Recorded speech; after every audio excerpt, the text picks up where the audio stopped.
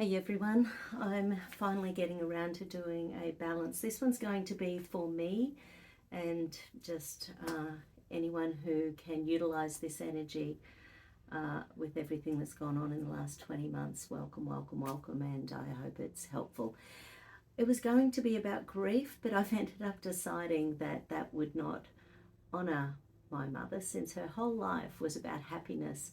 And on the night she died, Doug told me, her hubby, he said to me, Joy told me that if she dies before me, I better bloody be happy or she'll come back and haunt me. So, and on the morning she died, she said to a friend of mine, she was in a speech competition, came second in Australia. I'll try to share that just for fun. But she said, if when I die, they say I died of coronavirus, I'll come back and fucking haunt them. So anyway, they're just funny. So I told that to both her doctor and her oncologist, and both of them could imagine her doing that. So anyway, so I thought this could be more about living your life to the absolute fullest rather than about grief.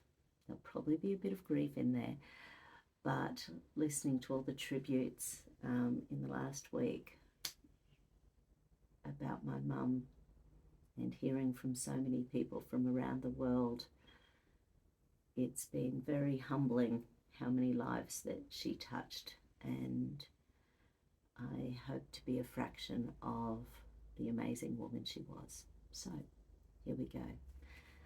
Part 2 coming up. Love you all and thank you for your kind wishes.